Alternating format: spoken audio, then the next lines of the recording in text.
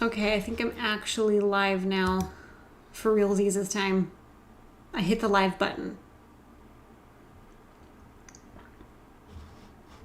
Alright, cool beans. I'm officially live. For real this time. I'm actually going to talk to people instead of imaginary people for 2 hours like I did last time. So anyways, I've gotten a lot of practice on what we were doing. So I'll show you what I did last time that unfortunately y'all now missed out on. So we are doing the cherries today. So because I had pretty much finished them and then I didn't record any of it because I forgot to hit the live button, I'm going to redo it again. So I painted a new one, but this is where we are going with it. So I'm going to be using my traditional gouache paints today, not the acrylic gouache. So I've got titanium white, my gray, neutral gray, raw umber, ivory black, naphthol red, which is a warm red, and my alizarin crimson, which is a cooler red. So those are the colors I'm going to be using today. So I'm just going to go ahead and put them on my palette.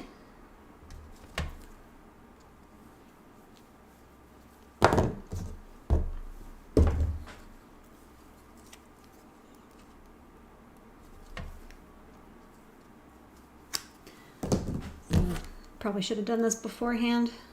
Just putting everything on, and I'm just using an old tin. This used to hold some pencils that I had. Works great as a paint palette.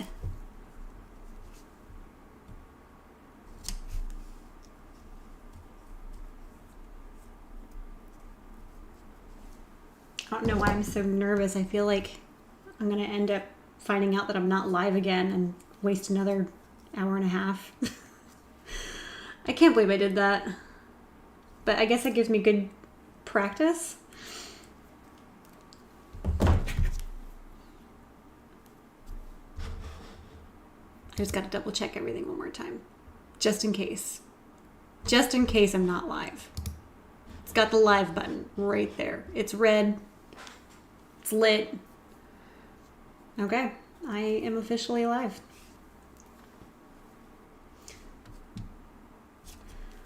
Okay, I'm just going to talk through what I'm going to be doing. I've got all my paint laid out. Got my misting bottle for when my paint dries out. The stuff dries very quickly, so I'm just going to go ahead and put a quick mist on there already. And I've got a full cup of coffee, which is a must-have for doing art. Okay, so what I'm looking for, we've already color blocked the cherries. I've got my line drawing that is very slightly visible underneath. You can still see where I've drawn out the design, where the highlights go. And I've put down where some of the darkest shadow areas are, and then the red is just my local color, and I am going to be just taking this one step further. So we've gotten the majority of the big large mass shaped colors, so next I'm going to start each cherry individually and work to the next largest shape of color and value, and then working from there. So the way that I like to break down areas is I try to find the largest shape of color, paint that in, take the next largest shape of color, paint that in, and just continuously work smaller and layering on that way. It just makes it a little bit easier to capture a lot of complicated textures. So we will start in this back one right here. And if you're looking at the reference photo, we have some darker reds on the left-hand side, and we have this larger mass of a light red that's got almost a halo effect going on around that. So right there we have a light and a dark and a medium. So I'm just going to go ahead and start with the largest shape, which is that lighter grayish red, and we'll go from there. So I'm going to just get a little bit of white, put that on my palette. I'm going to go in with my medium red, which is that naphthol red. making a little bit of a pink color. I'm just going to neutralize that a little bit with the gray. And do a slightly bigger area of white. So I'm going to show you what I'm doing here with my color mixing. Let's zoom out a little bit more. There we go. So it's still a lighter value. I think I want it a little bit more red, a little bit more saturated color. And where's my paper towel? And I'm just going to fill in that shape. I'll go back to zoom in here. There we go. I try to imagine what some of these shapes look like. So this one reminds me of sort of a wonky heart shape in a way. And that just gives me some sort of basic idea of what shape to paint.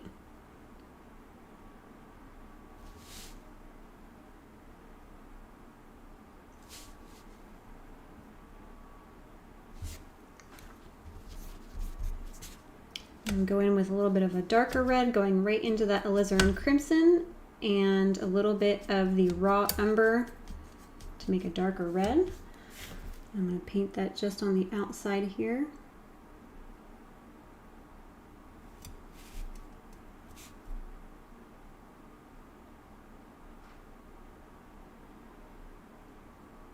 Feel free to ask questions. It doesn't have to be related to this project. It could be anything art related.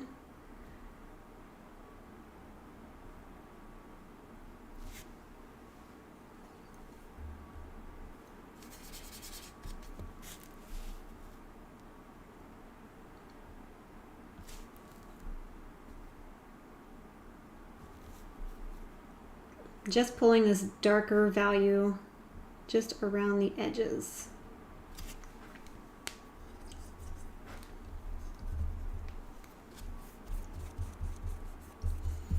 Okay, let's see. So as it gets back to this corner, it becomes a little bit more of a deeper red, a little less of that pinky tone, and add a little bit more gray.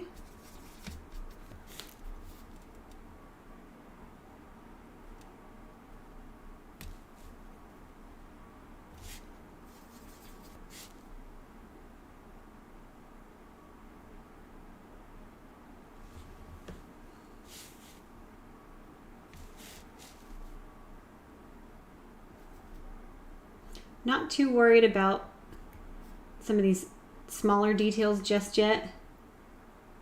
I'll add those in with a smaller brush. I'm just looking for larger shapes.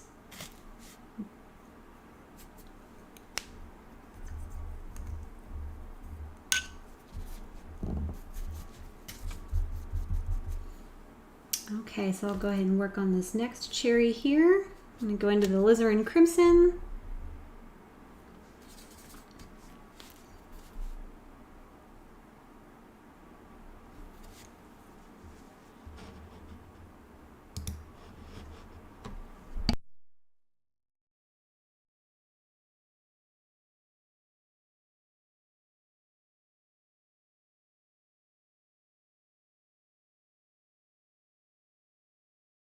Okay.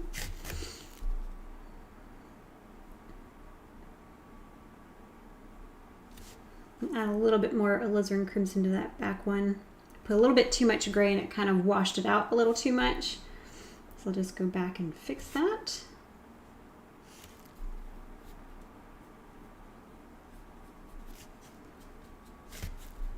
So alizarin crimson is nice. It is a translucent red. So I'm able just to kind of give the cherry another coat of red. I can still see my design, my drawing underneath, but it just sort of illuminates it a little bit more. I'm going a little bit of black, a little bit of raw umber. Get some of these real strong shadow colors down there.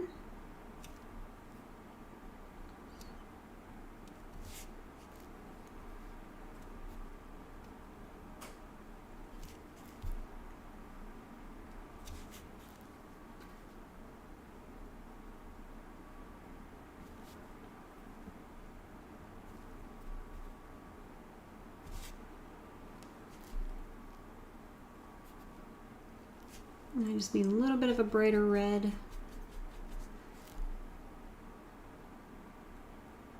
You always need a mid-tone, a light, and a dark shadow colored.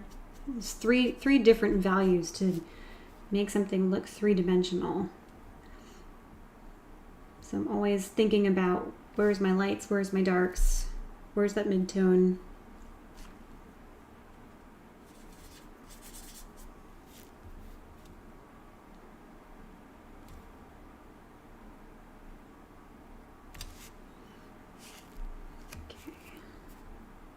Always looking at my reference photo.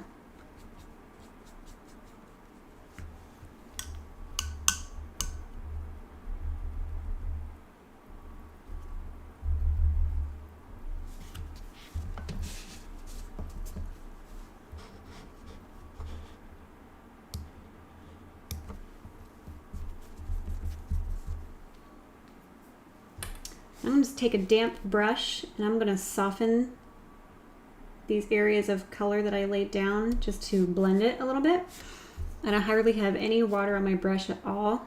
As long as it's damp, it's just enough to reactivate that dried paint and move it around just slightly.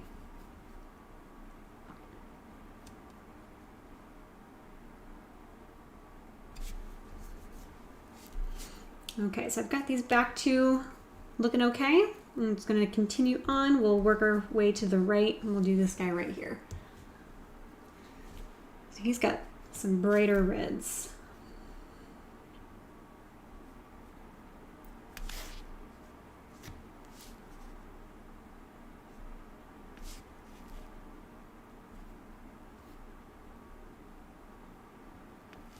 It's probably a little too bright, but even this guy's got a little bit more red.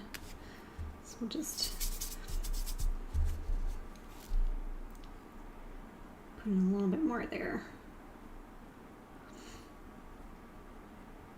It's supposed to be red cherries, not gray or plum.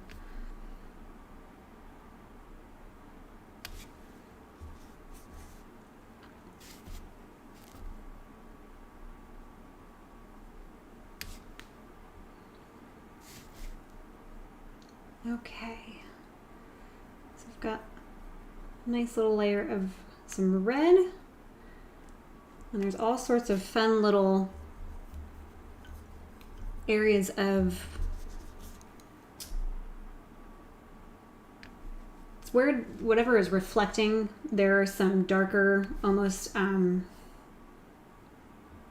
you look at the reference photo up in the corner, there's some reflections happening up in the top of this cherry where I don't know what it's reflecting, but it almost looks like water ripples.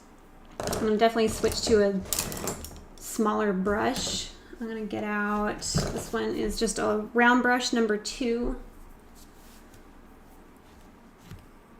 And before I do the lighter highlights where you see some of the white and the gray, I'm gonna add in some more of that mid-tone color back in. I'm gonna take a little bit of red, a little bit of raw umber, and brown that out a little bit. And I'm just gonna paint that in.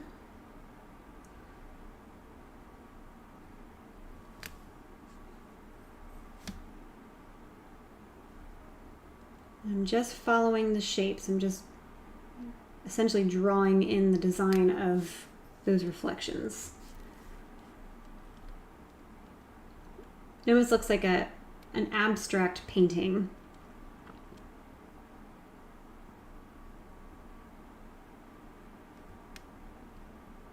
Just a series of little lines.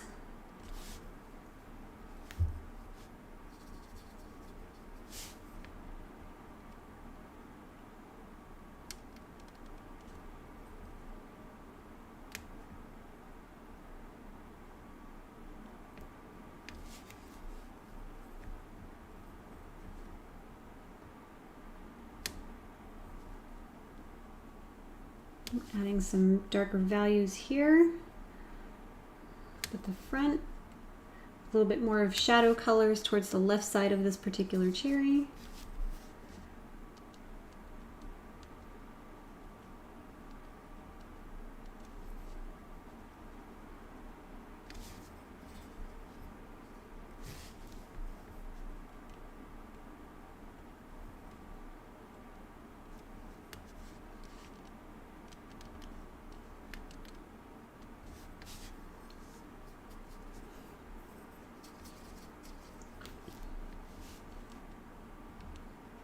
if you have not caught up on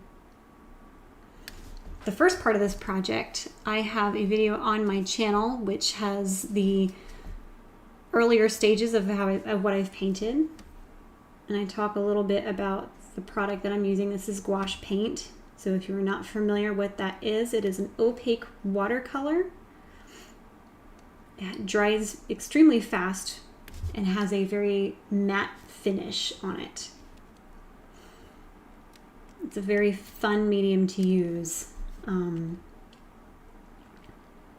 lot of illustrators and cartoonists would use it because it photographed well,